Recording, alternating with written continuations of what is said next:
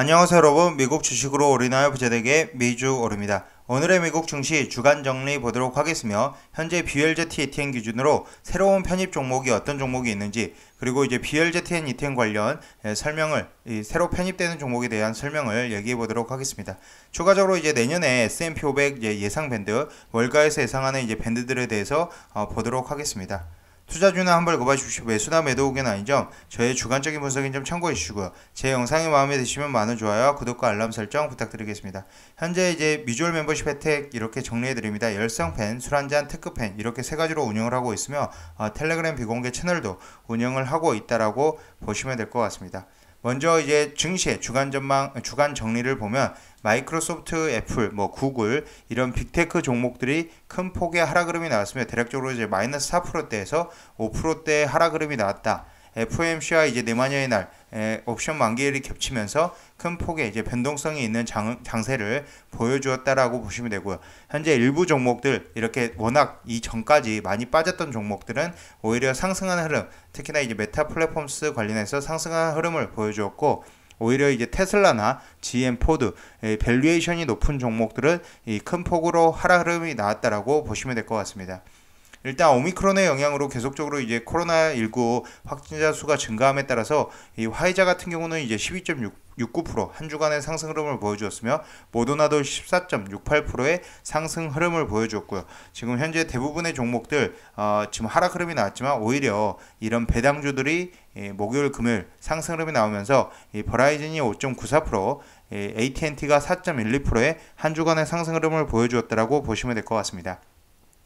추가적으로 이제 일라이 릴리가 지금 9.54%의 상승을 보여줬는데, 지금 애널리스트에서 얘기하기를 단기 장기 수익성 향상을 기대할 수 있는 포트폴리오를 보유하고 있다라고 지금 분석을 하고 있고, 일라이 릴리의 애널리스트 데이에서 21년 매출 가이던스가 272억에서 276억 달러에서 기존 이제 276억 밴드에서 280억, 283억 밴드로 상향되는 등 투자자들의 자신감을 북돋아주는 요소가 공개가 되었다라고 지금 보고 있습니다. 특히나 이제 경영진은 장기 이익률을 확대할 수 있는 레버리지를 강조하는 한편, 강력한 R&D 파이프라인을 보유하고 있다는 점을 언급을 했고요. 지금 일라릴리는 특히 당뇨병 의약품에 향후 일라릴리의 중요한 장기 성장 동력으로 작용할 것으로 기대하고 있다라고 밝히고 있습니다. 단기적으로는 항암제 부문이 단기 수익성을 견인할 것이다 라고 보았고요. 이어 알츠하이머 치료제는 잠재적인 강력한 실적 창출을 기여할 수 있다라고 얘기를 하고 있습니다. 이러면서 이제 투자 의견을 아웃퍼폼을 유지를 했고, 목표 주가를 기존에 이제 311불에서 320불까지도 올린 상황이다라고 봐주시면 되고, 현재 일라릴리 같은 경우는 52주 신고가 달성을 얼마 놔두지 않고 있다. 52주 신고가 돌파 매매도 가능해 보인다라고 보시면 될 것 같습니다. 이렇게 한 주간에 지금 보면은 나스닥 관련주들이 이제 대부분에 많이 빠진 상황이기 때문에, 오히려 이제 더 이상 악재가 없는 상황에서는 다음 주와 다다음 주는 이 나스닥 관련 기술주들이 다시 상승하는 흐름으로 이어질 수 있다라고 생각이 되고, 특히나 이제 반도체 섹터 엔비디아는 이제 마이너스 8%대에 가까운 하락, 이 퀄컴은 마이너스 3.85% 하락 지금 등을 보여주었는데, 오히려 이런 하락들은 다시 회복하는 장세가 되지 않을까라고 저는 생각하고 있습니다. 현재 세일스포스닷컴도 이제 마이너스 5%대에 가까운 하락 흐름이 나왔으며, 서비스나우도 마찬가지로 마이너스 4.85%의 하락, 그리고 오미크론의 영향으로 이제 보잉 같은 경우도 마이너스 6%대 하락 흐름 나왔으며, 이 지금 에어라인에서 델타항공 마이너스 4.24%, 현재 카니발 같은 경우도 마이너스 5.19%에 이 금요일장에서도 이제 4%대 상승을 보여주었음에도 불구하고 한 주간 마이너스 5.19%의 하락 흐름을 보여주었다라고 보시면 될 것 같습니다. 제가 생각하는 이제 개인적인 의견은, 이제 더 이상 악재는 나올 만큼은 다 나왔고, 이미 금리도 내년에 당연히 3번 정도 인상하는 것으로 생각하고 있으며, 내후년도에도 3번 정도 금리 인상을 예상하고 있는 시장이기 때문에 어느 정도 악재는 다 선 반영이 거의 대부분 되었다라고 생각이 되고요. 이제 앞으로는 이제 실적 기대감, 4분기 실적 기대감, 1월 말에 이제 발표가 되는 4분기 실적 기대감이 오히려 증시를 끌어올릴 가능성이 크다라고 보시면 될 것 같습니다.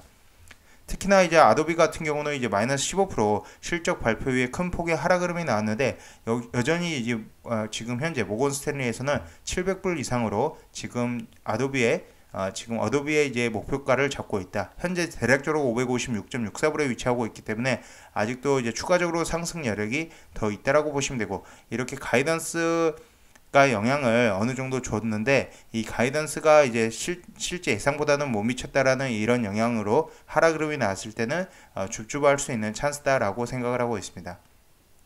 앞서서 얘기 드렸던 이제 퀄컴 12월 20일부터 이제 포함이 됩니다. 기존에 이제 애플, BULZ ETN에 애플, AMD, 아마존, 세일스포스닷컴, 페이스북, 이제 구글, 인텔, 마이크로소프트, 마이크론 테크놀로지, 넷플릭스, 엔비디아, 페이팔, 지금 현재 블록으로 이제 티커명을 바꾼, 지금 회사명을 바꾼 이제 스퀘어와 테슬라, 줌 비디오가 있었는데 기존에 이 줌 비디오를 제외를 하고 12월 20일부터 퀄컴이 편입된다라고 보시면 될 것 같습니다. 이 왼쪽에 있는 종목들이 이제 기존 종목이고 이 오른쪽에 있는 종목들이 이제 12월 20일부터 이제 시작되는 ETN에 포함되는 종목들이고요. 한 가지 이제 다른 점은 줌 비디오가 빠지고 퀄컴이 포함된다라고 보시면 될 것 같습니다.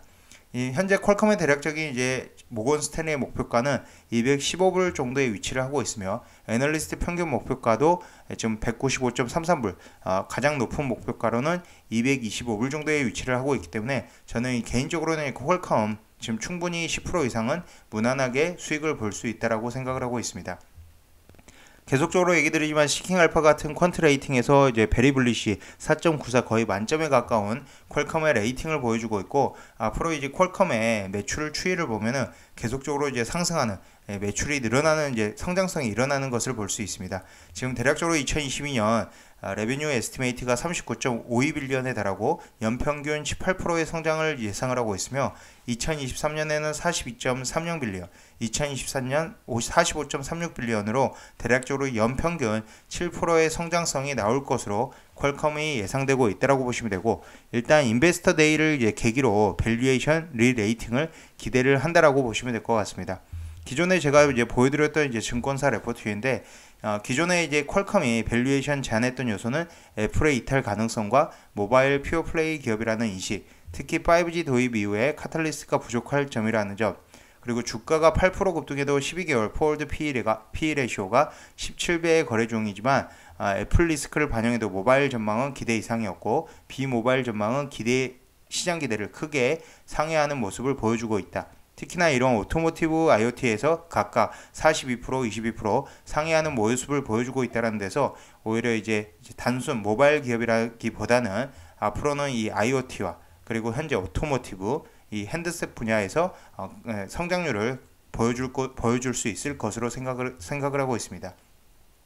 현재 퀄컴 같은 경우는 2024년 목표를 보면 전체 반도체 부문의 연평균 10% 중반 매출 성장률 및 30% 이상의 영업이익률을 기록하고 라이센스 부문의 현재 매출 규모의 수익성을 유지할 것으로 예상이 되기 때문에 퀄컴은 지금 가장 매력적인 가격이 되지 않나라고 생각이 되고요. 현재 차트상으로만 보아도 퀄컴 이제 QCOM 지금 티커명이 QCOM인데 176.8불에 위치하고 있으며 지금 이 부근에서 한번 급등이 나온 이후 이 부근 170불 부근에서 계속적으로 이제 머물고 있는 상태이기 때문에 나쁘지 않은 흐름이고 한순간에 이제 52주 신고가를 달성을 하면서 10% 정도는 추가적으로 상승 여력이 나올 수 있다.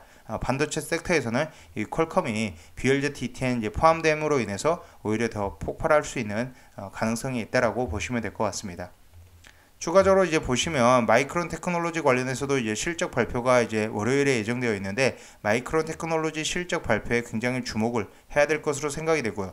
일단 내일 있을 니오데이 관련해서도 굉장히 주목이 된다라고 보시면 되고요. 니오데이 관련해서는 지금 일단은 제가 별도로 영상을 이제 니오데이를 이제 시청한 이후 별도로 올려드릴 예정이며 니오는 이제 중국 주식 중에 제가 유일하게 투자하고 있는 주식이다. 하지만 중국발 리스크로 인해서 큰 폭의 하락 흐름이 나왔다라고 보시면 되고요. 지금 현재 30불에 위치하고 있는데 애프터장에서 이제 니오데이 기대감으로 2% 정도는 상승 흐름이 나왔다라고 보시면 될 것 같습니다.